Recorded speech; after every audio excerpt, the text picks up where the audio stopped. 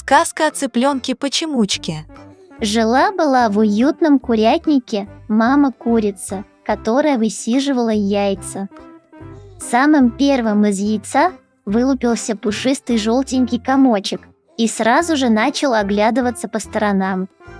Все вокруг было таким новым и интересным.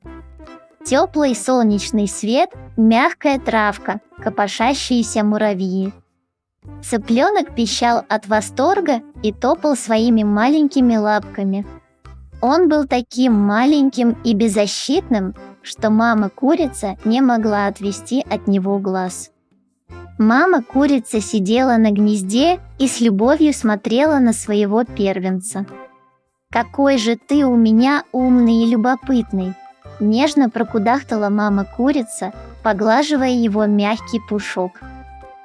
«Мама, а скоро у меня появятся братики и сестрички?» — спросил цыпленок, заглядывая на оставшиеся яйца.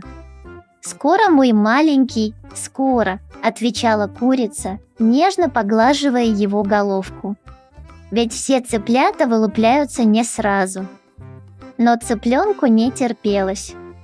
Ему хотелось, чтобы все его братики и сестрички появились на свет поскорее. Он представлял себе, как они будут вместе бегать по двору, прятаться в кустах и искать вкусных червячков. Он снова и снова задавал маме новые вопросы.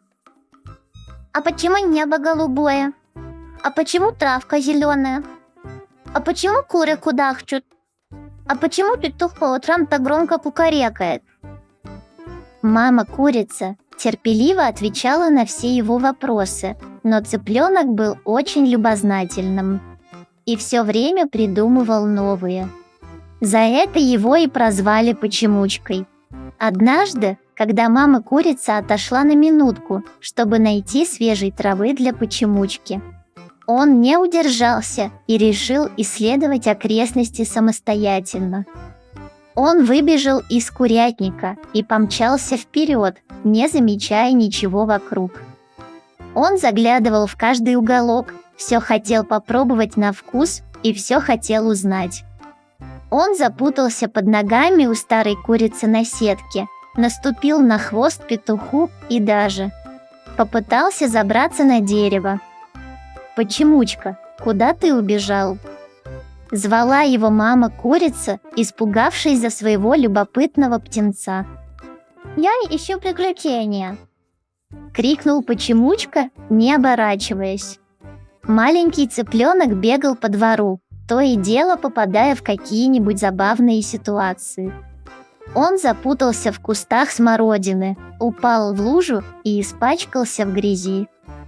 Но, несмотря на все свои приключения, Почемучке было очень весело. Наконец, Почемучка устал бегать и присел отдохнуть под кустом. Вдруг он услышал странный шорох. Он осторожно выглянул из-за куста и увидел, что к курятнику крадется рыжая лиса. Сердце Почемучки забилось от страха. «Беда! Беда!» — закричал Почемучка и быстро побежал к маме, спрятавшись под ее крылом. Мама-курица распушила перья и издала громкий предупреждающий крик. Все куры закудахтали и бросились на защиту своих птенцов. Лиса, испугавшись такого напора, повернула и убежала. Почемучка крепко прижался к маме. Он понял, что, несмотря на все свои приключения, ему лучше всего рядом с ней. С того дня Почемучка стал более послушным, но его любознательность никуда не делась. Он продолжал задавать маме вопросы, но уже не так часто. Когда из оставшихся яиц вылупились братики и сестрички, Почемучка стал для них настоящим другом и защитником. Он рассказывал им о своих приключениях, учил их находить вкусных червячков и прятаться от хищников. Почемучка, уже подросший и окрепший, продолжал удивлять всех своей любознательностью. Однажды, разглядывая небо, он заметил, что птицы летят куда-то высоко-высоко. «Мама, а почему птицы умеют летать, а мы нет?» — спросил он, мечтательно глядя вверх. Курица улыбнулась. «Потому что у нас другие способности. Мы умеем находить самые вкусные зернышки, быстро бегать и прятаться. А летать — это занятие для птиц. Но ты можешь научиться прыгать выше и бегать быстрее». Почемучке очень хотелось научиться летать, но он понял, что мама права. Он начал тренироваться каждый день, прыгая через лужи, бегая по дорожкам. Однажды, во время такой тренировки, он заметил странную птицу с яркими перьями. «Здравствуй, маленькая птичка!» – поздоровался Почемучка. «Почему ты такая яркая?» Птичка, оказавшаяся синицей, ответила: «Я яркая, чтобы быть заметнее. Так меня легче найти, когда я зову своих птенцов». «А ты кто такой?» Почемучка рассказал синице о себе и о своей мечте научиться летать. Синица подумала немного и сказала: «Летать, конечно, хорошо. Но у тебя есть другие таланты. Ты очень умный и любознательный. Может быть, ты изобретешь что-нибудь такое, что поможет тебе летать?» Эти слова вдохновили Почемучку. Он начал думать над тем, как ему осуществить свою мечту.